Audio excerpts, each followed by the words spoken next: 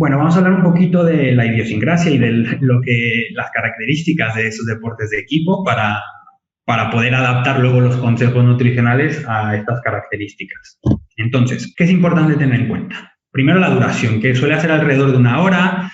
En algunos deportes como rugby o fútbol o hockey, pues se puede ir a más de 1 hora. En baloncesto dura un poquito menos incluso, pero más o menos está alrededor de 1 hora.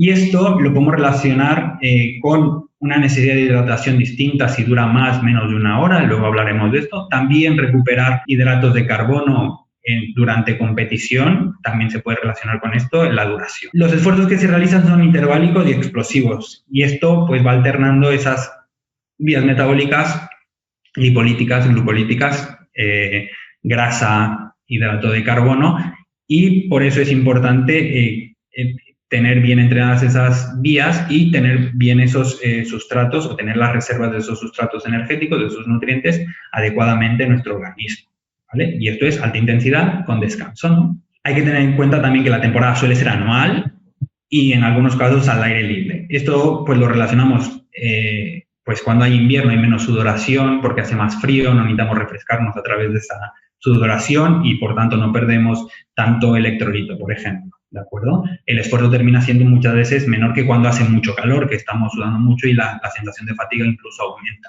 Entonces, aquí tenemos que tener en cuenta también, esto nos sirve para tener en cuenta la hidratación o el cómo vamos recuperando ese hidrato de carbono. Suele haber descansos, bien entre tiempos, bien cambios, bien tiempos muertos, y estos momentos son buenos para reponer líquido, reponer nutriente, ¿vale? No es lo mismo cuando tú estás haciendo un deporte de fuerza, que bueno, descansas un poquito y recuperas, o un deporte de resistencia donde tienes los habituallamientos establecidos y ahí es donde te tienes que ir recuperando. Aquí tenemos que aprovechar esos descansos para esa recuperación. Y también hay que tener en cuenta que no todas las posiciones tienen el mismo gasto energético, no gasta lo mismo un extremo o que un portero, por poner el ejemplo del fútbol, ¿no? Entonces, hay que tener en cuenta también eso. No podemos pautar lo mismo. Un portero no tiene un gasto energético muy elevado como si lo tiene una persona que juega de campo. Entonces, marcamos objetivos. ¿Qué objetivos podemos tener en el deporte de equipo? Pues aspectos físicos que vienen relacionados con la composición corporal para mejorar el rendimiento, bien aumentando la masa muscular, que eso se relaciona con un aumento del rendimiento, al igual que el disminuir la masa grasa se puede relacionar con la mejora del rendimiento, pues porque uno pesa menos y se puede mover con más agilidad. O no tiene por qué pesar menos, eso también hay que tenerlo en cuenta. Y ya lo hablaremos ahora cuando hable un poquito de composición corporal.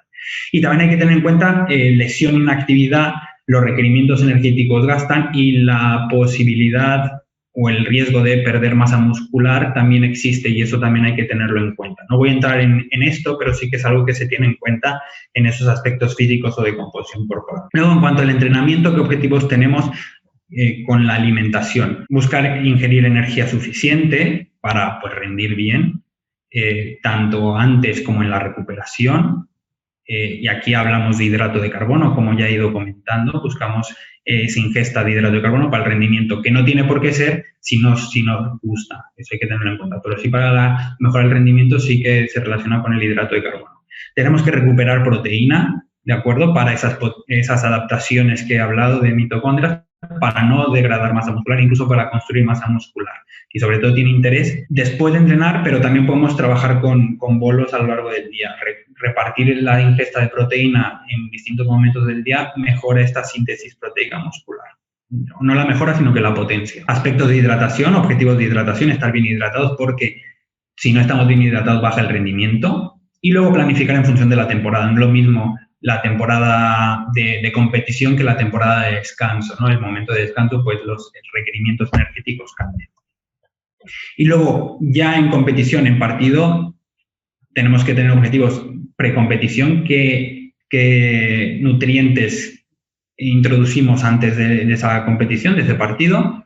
Hidratación, hay que ir bien hidratados, hidratadas a ese partido, y durante el partido hay que recuperar, hay que hidratarnos bien. Igual después del partido, de la competición, hay que recuperar bien esos nutrientes que hemos gastado para poder seguir rindiendo bien y que no aparezca fatiga y lesiones incluso. Y luego suplementación. Se pueden tener también objetivos de suplementación que nos ayudan a mejorar el rendimiento.